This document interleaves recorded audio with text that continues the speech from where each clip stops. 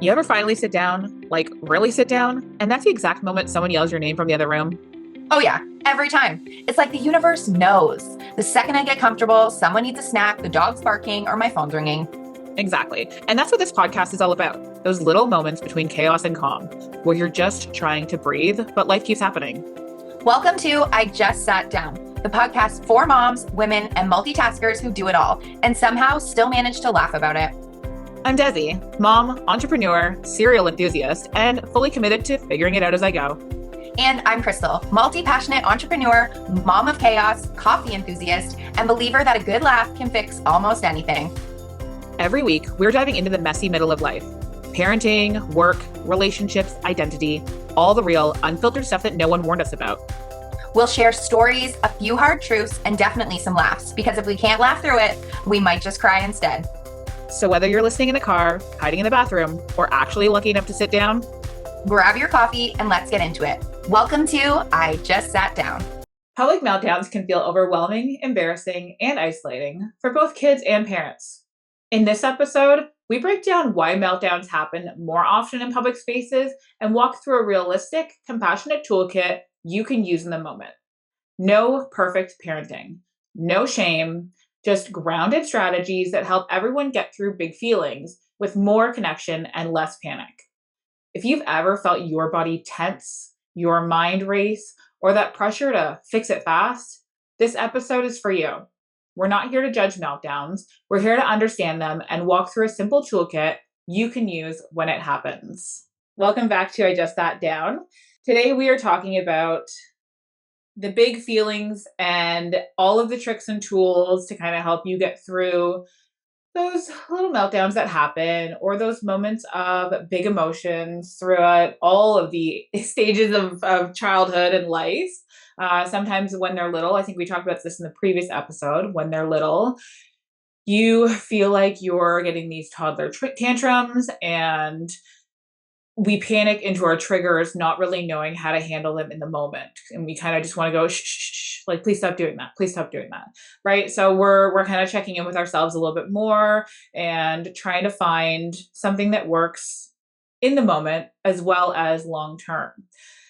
As these kids get older, it feels like the emotions, it's not that they get bigger, it's just that they're handled in a different way because now it's all the things that they've been learning throughout their childhood on how to handle their emotions, whether it's, oh, well, I'm not allowed to cry because I'm a boy. I'm not allowed to cry because dad says I got to man up, right? Like the emotions of men are just, it's a lot tougher, I feel like, with boys because with the girls, you're like, it's fine, it's okay. Or then it's the other side of it, like, oh, they're just emotional all the time. Oh, they're so sensitive. And everybody tries to put a label on these things, you know? And I feel like that can be even harder sometimes or equally difficult, depending on if you're a male or a female dealing with those things. Right. Yeah, I agree. I think too, for me, it's more identifying like my triggers and what my triggers are. So like crying is like a big thing. Like if we're like crying in public, I'm like, oh God, like, why are we crying? Like, what is the deal? What is the issue? And I think like going back to kind of like what you said at the beginning, like we've talked about this in previous episodes, is that like you are their safe space. So that's where they kind of break down. And like, I feel like maybe not so much in older kids because they realize, hey, I'm out in public. Hey, I don't want to cry in front of these people. I don't want to embarrass myself in front of the other kids or whatever it may be. Whereas like younger kids, they don't give a shit where they're at, like it doesn't matter. They're gonna break down, freak out, cry, scream, whatever. Like it doesn't matter. It's like they don't realize that they're in a public space. And I feel like for moms, that can be very triggering. That can be a trigger in itself because it's like, oh my God, we're in public. Like people are going to see how I react to this. People are watching me. People are judging me. And I feel like sometimes you just have to have thick skin in that. And like, I'm going to deal with this how we deal with it. And people are going to judge you no matter what. If you're down at their level, they're going to be like, oh God, what a gentle parent. And then if you're freaking out, they're going to be like, oh my God, like that mom's yelling at their kid or whatever, right? Like you're going to be judged on what. Mm-hmm. There's always something. So it's like you just need to feel out what feels good to you and how to deal with those situations in that moment. I know for me, like as a kid, I was always threatened, like, we're going to turn this car around if you don't behave. We're going to leave this situation. We're not going to go to this birthday party if you act this way. And I mean, in all honesty, it worked for me, for my, like, I always behaved in public. We went out whenever we did, and I was always good. And I think my brother the same. My little sister, I mean, that's a whole different, those are a different set of parents. Yeah, yeah. As we've talked about before. Yeah. And did she always behave in public? No, probably not. I remember my cousin was babysitting her. Mind you, remember that my sister is 18 years younger than us. So like she was like our baby. She was like our child. We took her wherever we wanted. We took her tons of places. And for the most part, she behaved when she was with me. But I just remember my cousin telling me a story of like they were somewhere. Sierra wanted sunglasses, these sunglasses. And I think that I want to say they were like at the eye doctor or something for like one of like Kayla's appointments. And Sierra wanted these things. And Kayla was just like, no, like I am not buying these for you. Like, A, you're not my kid. B, I'm not spending all this money on you. Yeah. C, we're not here for that. Like, get over it. We're not doing this. And she lost her mind, was crying, freaking out. And I just remember Kayla was like, I didn't know how to handle it. Obviously, you don't. Mm-hmm. You're 18, 19, like you're young, right? You have this toddler with you. I feel like she was probably like 20 or 21. Anyways, you have this toddler with you who's flipping out. She doesn't have kids of her own. She's like, all I knew to do was take her outside, leave the situation, Yeah. sit her down on the curb and be like, cry it out. Which is probably the best thing that you could do. Yeah. And literally, like she said, Sierra just looked at her like, what do you mean? Like, this is where I'm supposed to cry? And she was like, yeah, freak out. Go ahead. Be upset about not getting the sunglasses. But like, we're not going to continue carrying on like that inside an eye doctor where there's other people around. And yeah, she just said, she just like stopped, like was done. And like, I don't know if that was the right thing to do. I feel like that's the whole point of parenting, is like we never really know what the best way to deal with things is. I think that my mom did things right. And then I also think that like maybe we could have not done some things, right? Mm-hmm. So yeah, I think it's just like that hard balance. And when you become a parent yourself, now you're realizing what your triggers are and what and like how to deal with those things on your own. And I think that there's so much out there nowadays with social media that like when our parents were parenting, they just did it and that was how it was done. And if it worked, they continued, and if it didn't, they tried something else. Whereas like for us, we have just like all this information out there of like, if you do this, studies show that this, and if you do this, studies show that this. So I think there's just a lot more like in our brains about what the future will look like. Whereas our parents kind of parented in the moment. Does that make sense? Yeah, it sounds like they were. No, not at all. And like, I don't really know how it was the generation before, like how our grandparents raised their kids or whatever, because I don't have that background to have those conversations or whatever. So I'm not sure how that worked on both ends that way. But I feel like with our parents, I don't want to say that it was survival, because I feel like they were living their best lives and we were just kind of surviving. Like, I feel like as kids, we were the ones that were trying we were just lucky to survive. Yeah, we were, the lights came on and we were like, okay, I guess I should get home now. Right. And yeah, like you said about the information, but yeah, and that can be an overwhelm. All the Yeah. overload of information that we receive that like you can't do the right thing because somebody else has an opinion on what the right thing is on either side, right? Yeah.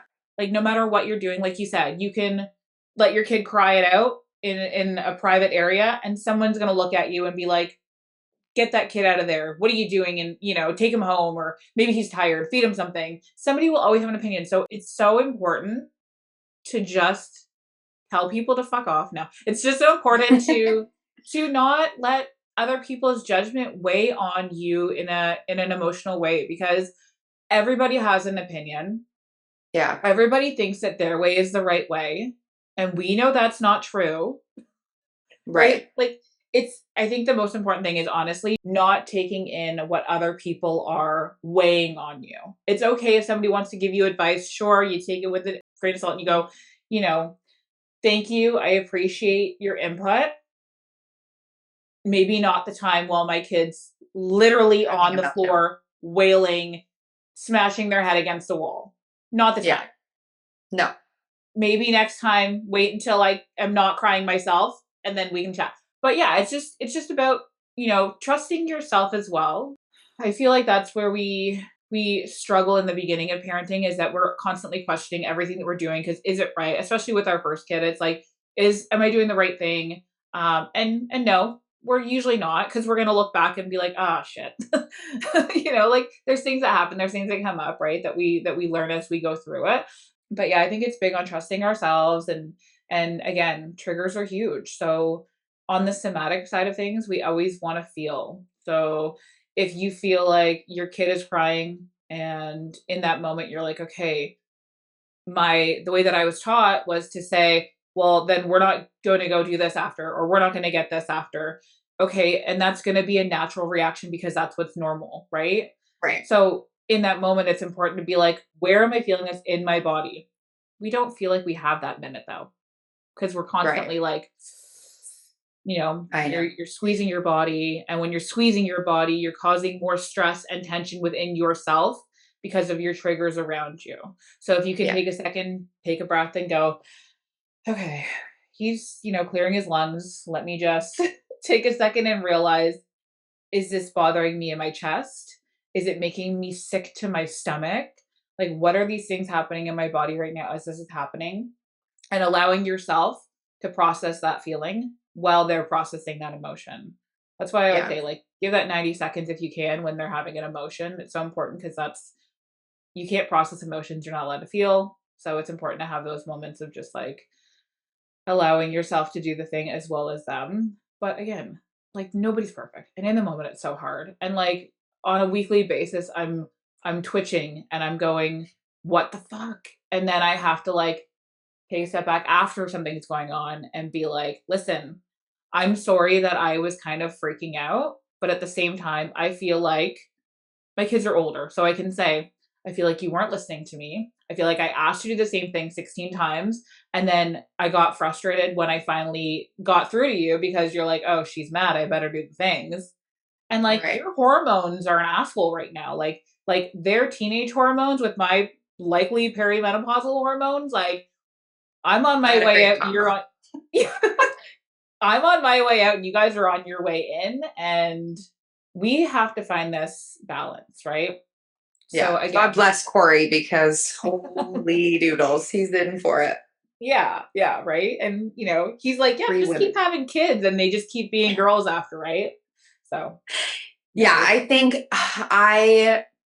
I've experienced this a few times because sometimes like I'll pick the little guy up from preschool and like we're not even in the car for preschool's 5-10 minutes away from our house and we won't even be in the car sometimes for 2 minutes and he's already crying because he's asked me a question. Oh, what are you making for dinner? And I tell him something and that's not what he wants, so he'll cry. And I'm just like, I think in those moments, it's easier for me because I can focus on what I'm doing, driving, right? I just kind of focus on that. I know he's safe. There's nothing happening back there. He's just having those big feelings, having those big emotions, I think that's probably the easiest place for me to just slow my breath, relax, like just, okay, buddy, well, what did you want for dinner once he's done having his meltdown? I think that's an easy place.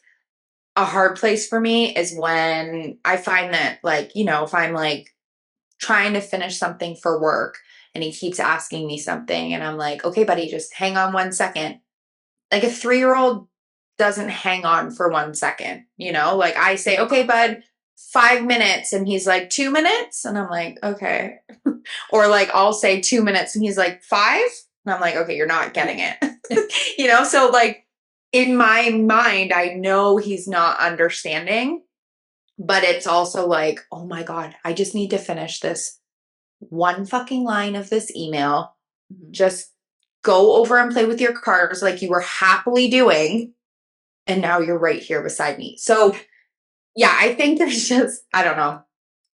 I think I've gotten better now that he's in preschool full time because when he's home, I'm not working. I'm doing things with him. So, but when he was only going 3 days a week, it was like I was trying to finish 7 days. I mean, I'm an entrepreneur, so 7 days worth of work into those 3 days. That's not happening. So I found that I was getting upset at him when I was trying to do things more often because I was just trying to do too much at one time, right? Yeah. But I think like I love this in our notes. It says like your calm is the anchor, not your words. And I'm like, whew, that hits because sometimes they don't need us to tell them why. Sometimes they just need us to sit beside them, play a game, or give a hug, or whatever it may be, right? Yeah, and those are the things So, they'll probably remember later on in life as well.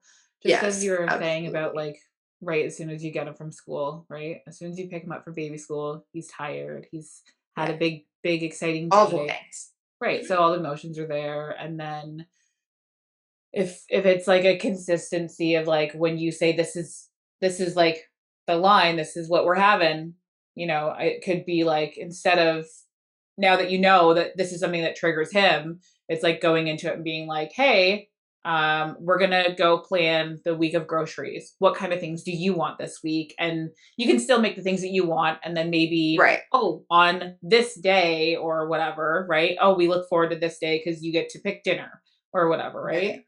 Little things. Yeah, that's a good idea. I just started saying, I'm not really sure, buddy. We'll have to see when we get home. Yes, that's perfect. Yeah. Hopefully that'll keep the peace until we're home in the next 2 minutes. Right.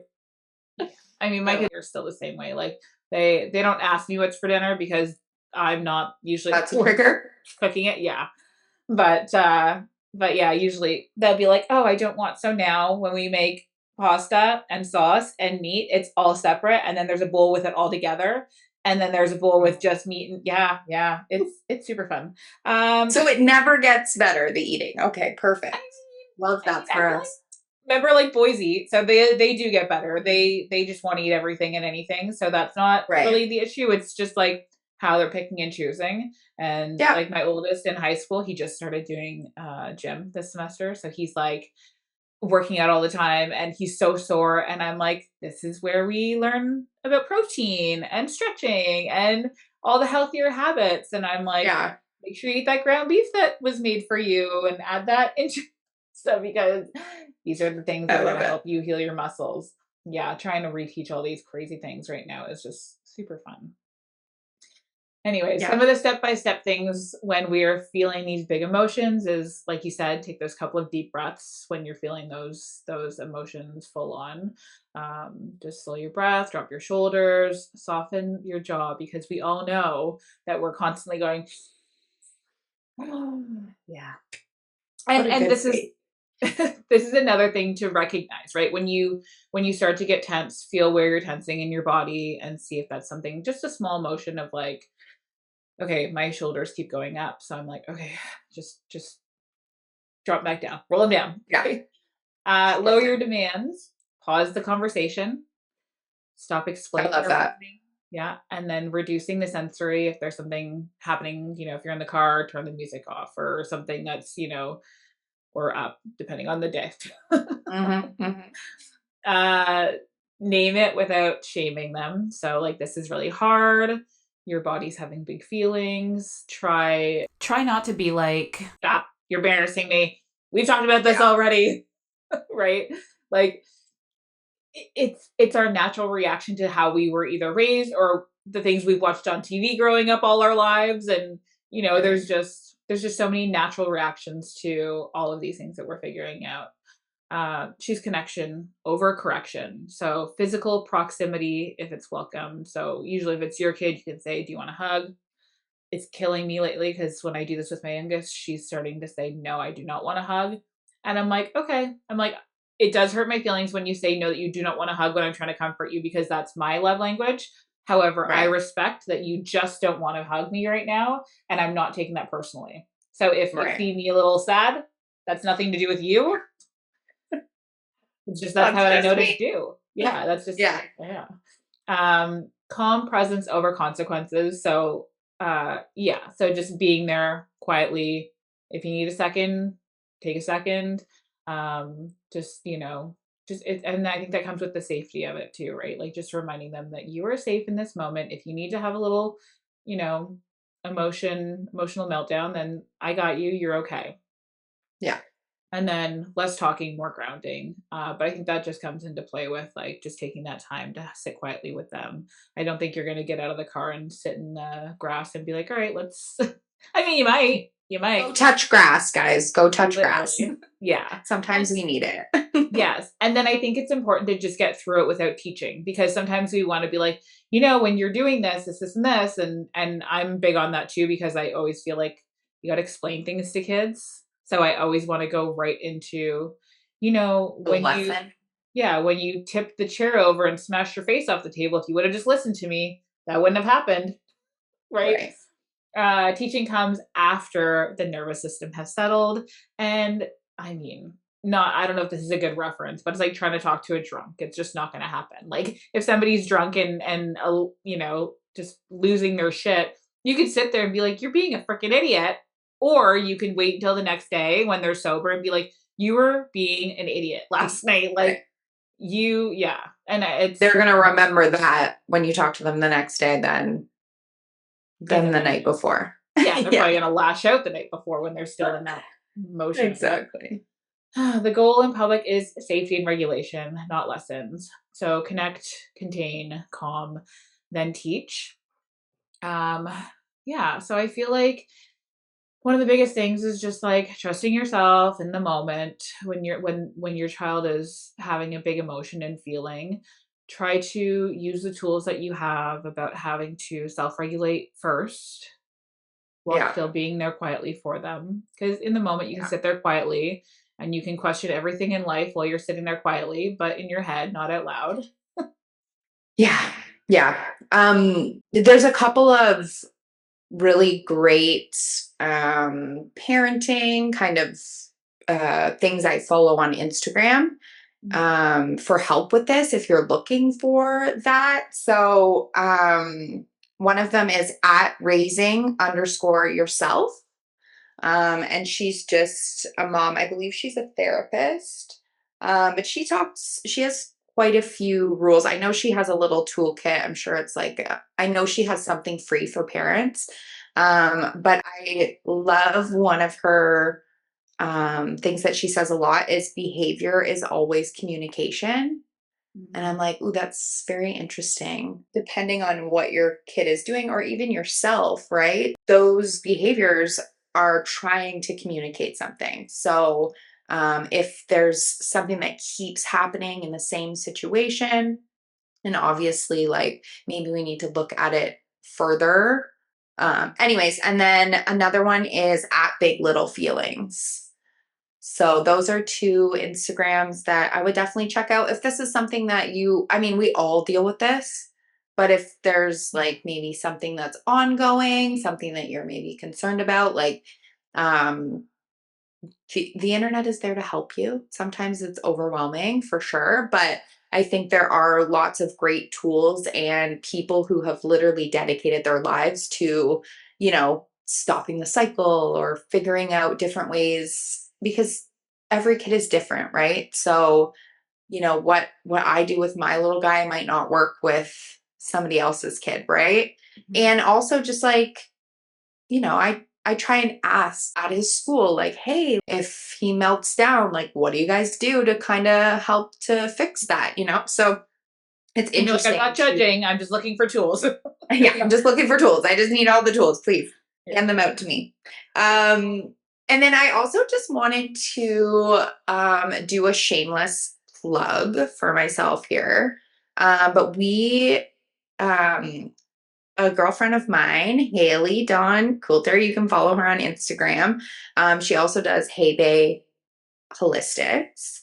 And, anyways, we kind of came together and decided to do affirmation magnets for kids and for moms. So we have a set of 12 magnets, and there's 8 affirmations for your little one, and then 4 affirmations for mamas. So those will be launching on Friday, February 13th. So super excited about that.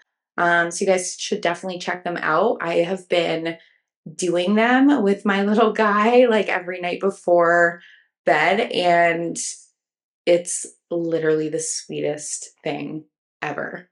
Like the sweetest. I can't. I love that. So That's I'm so super beautiful. excited. Yay. Yeah. That's very Super excited. So you can get them at acemagnets.com or .ca, sorry. And yeah, they'll be available on Friday. So Yeah. right after this episode launches. And I know Haley and Hendrix love their affirmations. They have Right. like the ones that he picks out and hands to her, and that's really special. I love it. I love it. Yeah. So we made them into magnets. So they're actually part of her giveaway as well. So she's doing a big giveaway on her Instagram right now. So super excited. I'm like super pumped. I've made so many. So many. But I designed them all myself. So that's kind of fun too. Awesome. Yeah. But We love creating. anyways. Yeah. Okay. Do you want to do some rapid fire? Yeah, for sure. Okay. Do you want me to ask them or you? Sure. Okay. So talk it out or quiet presence? Both, but I think like we mentioned quiet first, and then once everything is kind of calmed down, then definitely have the conversation if you need to explain or just chat about it. Yeah. I'm definitely more of a talk it out. So I need to like pull back a little bit on that. But we're always learning. Yeah, and whatever works for your family, like if Yeah, for talking it sure. out first is good. Leave the store or ride it out? Oh God, no, we're leaving. I can come back. Yeah, I can come back. Or just like quick to check out if I have like cold things, because that shit gets ruined if you just leave it. Yeah, that's true. That's true. Ignore stares or internalize them? Um, like from other people. Mm-hmm. Oh, I don't give a fuck what other people think. Yeah, I was gonna say. I was like, oh, yeah, I definitely would ignore. I'm like, I don't give a shit. And if they're staring at me, I would probably just like their back. Yeah, I feel like that's for you. That's more like experience in parenthood, Yeah. and for me, it's more about like, I had my little guy when I was already in my don't give a fuck era. So I feel like some parents would definitely take that to heart. Like, oh my God, someone's staring at me. Like, fuck them. Doesn't matter. They're going to judge you no matter what. One thing from this episode, it's stop. They're going to judge you no matter what. Yeah. And if they're judging you, they're not for you. That's not, those aren't the people you want around you. And honestly, they probably don't even have kids and think, I would never do that with my kids. Never. Okay. One phrase every parent should remember in public. Don't give a fuck. Yeah. Yeah. I love it. We both said the same thing. Most common mistake during meltdowns. Not yelling at them. I feel like that's not doing anybody any good. I know it's us just, but it's yeah, and it's normal. I want to let you guys know that like literally no judgment, because I've been there and yelled at my kids when they're having emotional moments, because I'm also very Having an highly emotional moment. yeah, and yeah, there's no judgment because literally they'll be doing something and I'm like screaming at the same time and who's getting louder, I don't know, but at some point then we're both crying and then I'm going, I'm sorry. I love it. It's so funny. It's so true. Yeah, I think that's probably um definitely the biggest one for me too. It's just losing my shit. Um Best repair after a hard moment. A hug. A hug. It's the hug and the conversation that follows. I love bedtime conversations because that's when they open up, right? So it's like, even if it was earlier in the day when something was happening that doesn't feel good, at bedtime, we can have that conversation and say, hey, whenever this happened earlier, I just want to know what was going through your mind. Like, why were you pushing back so much or whatever, right? Right. Yeah, that's perfect. Because it's always something Um else. Regulate yourself or your child first? I feel like this is kind of a silly question. Always uh, yourself first. Yeah. Check I mean, yourself my, before you my, wreck yourself. yeah, my child is not getting regulated if I'm not regulating myself. My child is looking at me Right. going, lady, you're crazy. And I have no Yeah. interest in having this conversation with you. None whatsoever. I'm just going to keep doing what I'm doing. Yeah. Freaking out. Yeah, Yeah. for sure. Meltdowns mean bad behavior or overwhelmed nervous system. Always the nervous system. It's not bad behavior. Kids aren't bad intentionally. Like, there's more going on, whether They it's just a don't mental know their or bodies. They have yeah. no clue, right? They're new. They're brand new. Yeah. Unless they've been here a couple of times. But that's a whole other conversation. And like they're literally brand new. They have no idea. We have to teach them. Yeah. And I think for me, like that's one of the scariest things about parenthood is that like I I mean, Dave and I, but Yeah. we are the people that are supposed to make this person a good human. And like, that's terrifying. If you think about that day in Don't and day over out, like don't that do can it. Don't that do can it. wreck you. So like Yeah. don't do that. But like that is a big fucking responsibility, right? Like Yeah. we're the ones who need to like shape him and make him into who he's going to be, and like it's such a crazy thing to think about, but Also it's beautiful. also like so cool. Yeah, exactly. It's also like the most amazing thing. It's like this little human has like come from us and he's gonna grow up and what is he gonna be? And Yeah. like it's kind of cool. So Yeah. And also I think it's important to touch on the fact that like even adults. So like I know a lot of this conversation today was about how we respond to our children, but if you have relationships with people that you feel like are tender because of like how they respond to you or how they act towards you or whatever else, remember that that's a child. Remember that that is somebody's child, and the fact that like they don't know how to communicate certain things with you or the way that they respond to things is just what they were taught. If you look at every single person that you kind of struggle with as a small child, you find a lot more compassion for them because you realize that like they didn't learn those tools. They didn't learn how to right. communicate properly. And they still have to be liable for the way that they treat people and how they talk to people. But I find that like as I'm working with older kids or talking to older kids, I'm like, they're still kids. When you're talking to friends that are no longer friends and you're having a difficult conversation with somebody, you have to look at it and be like, they just weren't taught these things, or they just don't know how to have this type of relationship with me, or they don't know how to see things from a different point of view because they're so shut off. And maybe that's one of their childhood things that they just never learned, or I don't know. I feel like that's how I find is a better way to deal with adults is that even Yeah. somebody that's older than me, when they're treating me or talking to me a certain way, I can see their insecurities without judging them. I can see how they are acting without being like, oh, this person's an asshole. I can sit there and be like, I wish that they knew how to have this conversation in a way that respectfully could go both ways. But right now I'm shutting down because I don't know how to talk to this person when they're being Yeah, like this. Right. So absolutely. adults are children too. Yeah, It's tough, but absolutely. okay. Well, if this episode met you in a hard moment, take a breath. You're not alone. Public meltdowns don't define your parenting. They're moments asking for support. not perfection. We'll keep talking about the tools, the compassion, and the real life parenting moments we don't talk about enough. Thank you for being here with us today, and we will see you at our next episode. Bye, friends. Bye. Well, that went by fast. Kind of like every quiet moment we try to have in real life. Right? I swear I just sat down, and now it's already time to get back up again. Story of our lives. But before we head back into the chaos, thank you so much for hanging out with us today. We hope this episode made you laugh, think, or at least reminded you that you're not the only one trying to hold it all together. Because none of us really have it figured out. We're all just doing our best, one cup of coffee and one deep breath at a time. If you enjoyed this episode, hit that follow or subscribe button so you never miss when we finally get to sit down again. And share it with a friend who could use a little reminder that it's okay to take a break, because she deserves it too. You can find us over on Instagram and TikTok at ijustsatdown.podcast. We love hearing from you, your stories, your wins, and even your "you won't believe what happened to me today" moments. Next week, we're talking through old relationships. It's going to be a good one, so get comfy because by the time you finally sit down, we'll be right here with you.